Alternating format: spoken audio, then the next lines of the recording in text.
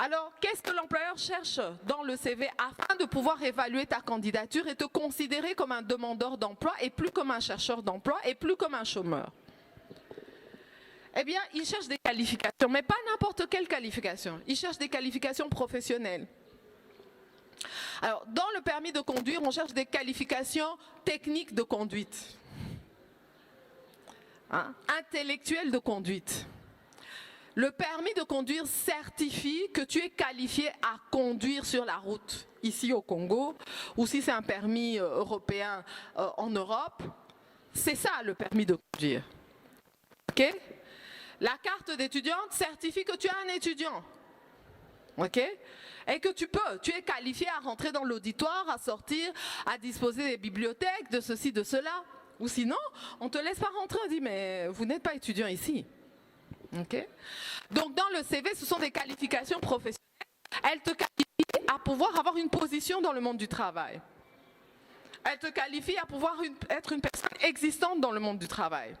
Le CV, le curriculum vitae, c'est ton acte de naissance dans le monde du travail. Si tu n'as pas un CV, sache que tu n'existes pas dans le monde du travail. Tu dois avoir un CV. Alors les qualifications professionnelles sont de 3 types. Qualification savoir, qualification savoir-faire, qualification savoir-être. Les 3 sont importantes, mais il y a quand même une hiérarchie.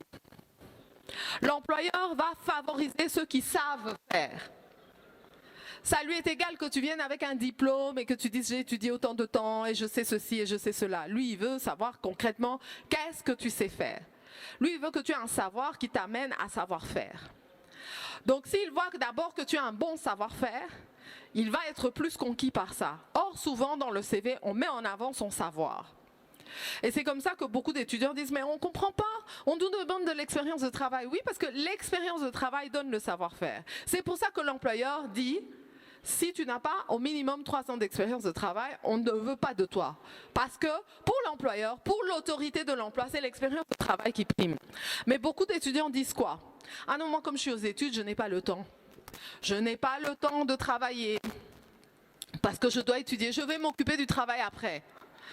Oui, mais donc, quand tu arriveras avec ton diplôme, il te faudra encore chercher le travail 3 ans pour pouvoir prouver à l'employeur que, vous voyez, maintenant j'ai l'expérience du travail. Grand problème. Comment faire? Mais vous savez, ici au Congo, on a cours jusqu'à midi, quand on est en secondaire. Alors qu'en Europe, c'est jusque 16-17 heures. Mais pourtant, il y a des étudiants en Europe qui travaillent. Ils jobent dans des magasins, ils tondent des pelouses. Ils vont livrer des journaux, il y en a qui sont des serveurs, il y en a qui sont des plongeurs, ils vont pas plonger dans la piscine, non, ils plongent la vaisselle dans le restaurant. Donc son boulot, toute la nuit, c'est plonger la vaisselle dans l'eau. Toute la nuit, il ne fait que faire la vaisselle. Ah oui, et il est payé pour ça. Il y a d'autres étudiants qui gardent les enfants, il y a d'autres étudiants qui font du nettoyage, il y a d'autres étudiants qui font répétiteurs, d'autres étudiants qui font... je ne sais pas, des cours de français, de langue qu'ils donnent. Il y a de tout. Moniteurs. Il y a d'autres étudiants qui, pendant les vacances, ils acceptent de travailler pour un centre de vacances, une colonie de vacances. Alors toi, étudiant, qu'est-ce que tu fais? Qu'est-ce que tu fais pour te qualifier pour avoir ce savoir-là? Parce que pour lui, c'est important. Et c'est ça qui dit, le savoir-faire, c'est les 3 ans là qu'il cherche, au minimum. Le savoir, la qualification savoir, elle est importante parce qu'à partir du moment où tu sais déjà faire un savoir-faire et que tu peux prouver que tu as fait 3 ans, ok, l'employeur va maintenant chercher une qualification supérieure, qui est le savoir. Il va vouloir voir, bon, ok, cette personne est apte, elle a l'aptitude personnelle de travailler. Quand tu as travaillé 3 ans, ok, quand tu as travaillé, tu as fait des petits jobs. Ça veut dire que tu as une aptitude personnelle à travailler. Il y a des gens qui ont la qualification savoir, c'est-à-dire qu'ils ont des diplômes, mais ils n'ont pas l'aptitude personnelle à travailler. Ok? C'est quoi l'aptitude personnelle à travailler? Est-ce que tu sais te lever tôt? Est-ce que tu sais te soumettre à l'autorité? Est-ce que quand on te donne une procédure, tu sais la faire? Si on te donne des tâches répétitives, tu vas les faire. Tous les jours, tu dois nettoyer.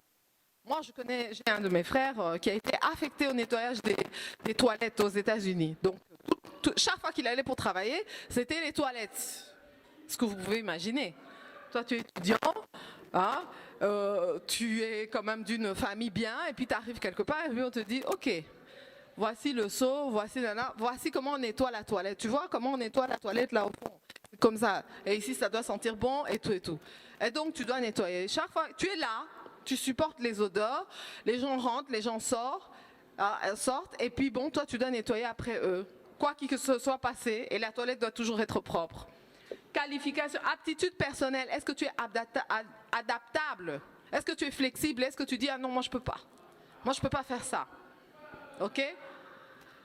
Donc, est-ce que tu es fiable? Hein? C'est-à-dire, il y a des situations où peut-être on va te dire, bon, écoute, laisse les toilettes, va à tel endroit ou fais nanana. Et quand je dois partir, il y a un problème et tout. Est-ce que, alors ça, c'est des choses que tu vas apprendre par des petits jobs, par des petits emplois. C'est des capacités que l'on développe parce qu'on est dans le monde du travail. Comment tu es avec tes collaborateurs? Attitude personnelle.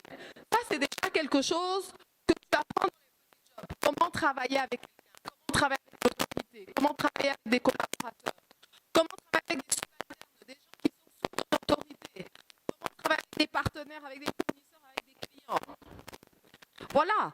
Et ça n'a rien à voir avec le diplôme. Il y a des gens qui ont cette aptitude personnelle à bien servir les gens, et il y en a d'autres qui n'ont pas cette aptitude. Okay? Donc, la qualification savoir pour l'employeur n'est pas si importante que ça. C'est la qualification savoir-faire. Parce que tu peux avoir un diplôme de commercial, okay? Tu as fait les sciences commerciales, mais quand maintenant tu es devant les clients, tu regardes le client de haut en bas avant de commencer à lui parler du bien que tu veux lui vendre, parce que tu veux voir s'il est capable d'acheter. Tu n'es pas un commercial. Quand tu es un commercial, c'est tu vends. Si la personne a les chaussettes trouées, si ses cheveux sont n'importe comment, c'est pas ton problème. C'est si elle se retrouve devant ce produit, c'est qu'elle a envie de l'acheter. Okay? Donc moi, je vais essayer de le faire acheter. Et tu ne sais pas si cette personne a 1 000 $ en poche. Tu ne sais pas si cette personne elle va pas penser à on m'a tellement bien accueilli et moi je veux tellement avoir ce produit et tu as tellement fait rêver la personne de porter cette robe que quand elle part, elle va trouver tous les moyens pour pouvoir acheter cette robe. Ok? Elle va travailler, elle va venir même dire bon moi je dépense 200 $ et puis 200 $, mais c'est un acheteur.